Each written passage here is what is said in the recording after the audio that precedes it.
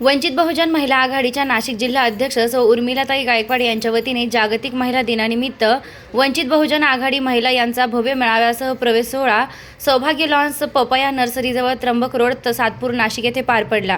या प्रसंगी महिलांना मार्गदर्शन करण्यासाठी प्रमुख मार्गदर्शिका अंजलीताई आंबेडकर यांच्या उपस्थितीत महिलांनी वंचित बहुजन आघाडीमध्ये प्रवेश केलाय। या प्रसंगी सर्वप्रथम महापुरुषांच्या प्रतिमेस पुष्पहार अर्पण करून उपस्थित मान्यवरांचा वंचित बहुजन महिला आघाडीच्या नाशिक जिल्हा अध्यक्ष उर्मिलाताई गायकवाड यांच्या वतीने सत्कार करण्यात आला। तसेच सामाजिक राजकीय शैक्षणिक क्षेत्रात उल्लेखनीय कामगिरी करणाऱ्या महिलांना सन्मान चिन्ह देऊन गौरविण्यात आले। जागतिक महिला दिनानिमित्त वंचित बहुजन महिला आघाडीचा मेळावा आणि भव्य पक्षप्रवेश सोहळा उपस्थितरित्या पार पडलाय।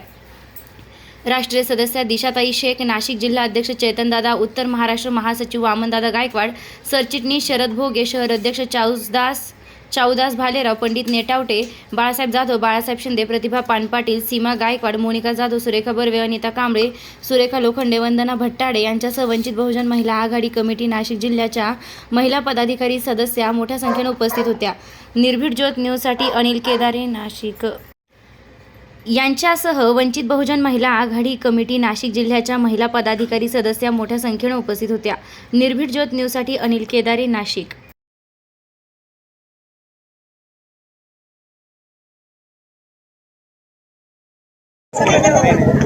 सर्वप्रथम आपल्या माध्यमातून सगळ्या महिलांना, भारतीय महिलांना जागतिक महिला दिनाच्या खूप खूप शुभेच्छा। आणि जे स्वतःला महिला समजतात त्या सगळ्या व्यक्तींना पण जागतिक महिला दिनाच्या खूप खूप शुभेच्छा।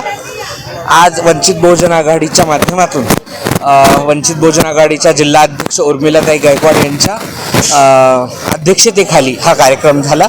इथे खूप साऱ्या नाशिक जिल्ह्यातील महिलांनी पक्षप्रवेश केला। तसेच जिल्ह्यातील वेगवेगळ्या प्रश्नांना घेऊन आलेल्या महिलांनी आज अंजलीताईंशी आणि पक्षाच्या एकंदर पदाधिकाऱ्यांशी संपर्क केला।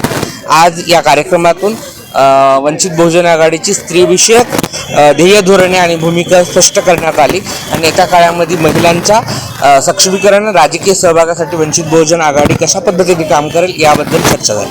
धन्यवाद।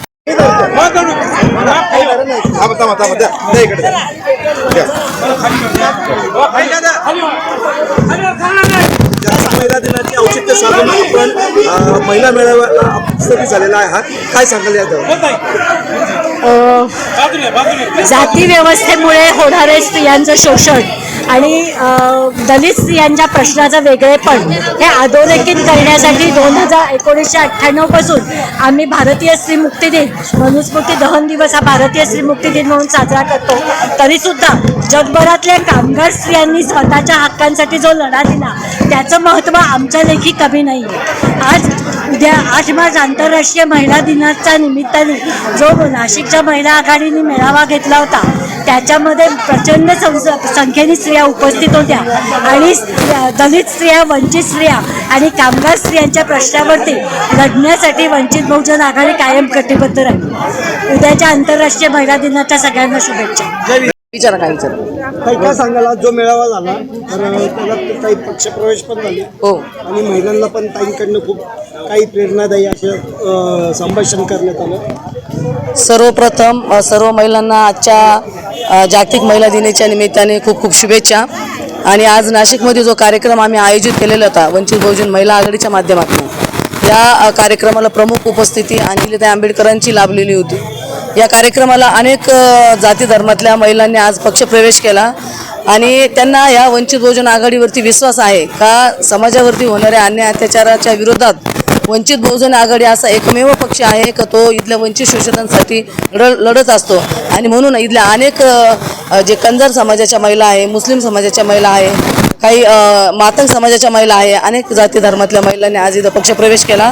त्यांचंही आम्ही वंचित बहुजन आघाडीच्या माध्यमातून खूप खूप स्वागत करतो आणि त्यांनी वंचित बहुजन आघाडी ही पूर्ण जिल्ह्याभरात, महाराष्ट्रभरामध्ये वाढवावा आणि इथल्या वंचित शोषितांना न्याय मिळवून द्यावा, हीच अपेक्षा आम्ही या आजच्या जागतिक महिला दिनाच्या निमित्ताने करत आहोत। मेळावा अतिशय उत्साहीमध्ये पार पडला कारण आज अंजलीताई आंबेडकर आम्हाला लाभल्या होत्या, त्यामुळे अतिशय उत्साहीमध्ये आज नाशिक जिल्ह्याची तळागाळातली महिला, आज आमची महिला आघाडीने जो श्रम घेतला त्याचं फळ आम्हाला आज इथं पाहायला मिळालं।